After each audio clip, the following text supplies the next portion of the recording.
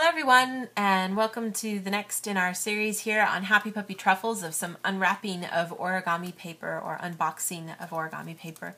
I wanted to show you guys today some more kind of Chiyogami paper and just regular origami paper too that you might see, especially if you're coming here and you're in a touristy section like in Kyoto or in Tokyo, for example. This particular kind of paper is something you see quite often, and it's usually made by lots of different kinds of handmade companies that work on making handmade paper. This kind of display style is very common. You see the squares fanned out into a circle so you can kind of get an idea of what colors are in here. Usually there's only one of each color. You don't really get duplicates very often. These little funny little gold paper clips are on the sides to keep everything together.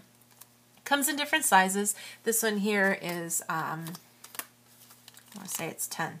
Yeah, 10 by 10 centimeters. And, oh, it says on the back, just look, Heather, 10 by 10 centimeters, 30 sheets. And it's a handmade paper, so these are kind of a fun thing to get because they're usually not by some massive corporation. You know, they're more sort of independently created here. But the paper itself is usually, of a very good quality. I don't have to take it out here to kind of show you guys. Let me see if I can get this red piece out. It's one color on both front and back, so you're looking at, something kind of similar to the tant paper or tanto that we looked at before. But you don't want to take it out that way. You'd want to take the paper clips off. But this is just really pretty rich dyed paper where you have one side that's kind of got a fibery quality to it and the other side that's really smooth. And these tend to hold creases really well if you give them a good chance. If you just fold them over, it's a little bumpy because of how there's so much texture on the underside. But nice, beautiful paper that you can have for making projects, for sure. Now, the 100 yen store does have some of these, and I've even given some of these kinds of things away. There's only like 4 or 5 sheets of paper in it, but, you're getting, pretty decent paper, even though it's from the 100 yen store, in a similar way. And they do sometimes sell them as this is the kind that you see here that's a solid color paper. There's also some that are Chiyogami that have a pattern on them too, so something to kind of look out for sure. But you do want to paint a lot more for these. This particular one, you just get a few. This is 300 yen just for this. Some of them, depending on how well they're, if the place that makes them is really well made, you can pay 6 or 8 or 1,000 yen even, 800,000 yen, 800, not 8,000, excuse me, 600 or 800 to 1,000 yen for just 5 or 10 sheets of paper too. So gotta be careful of that. If you want to buy a lot, get money for your, good value for your money. This is some really cool paper. I need to double check on the name here of who makes it, but there's it's 15 by 15 centimeter, and there's 50 sheets, and it's 350 yen, which is a good price.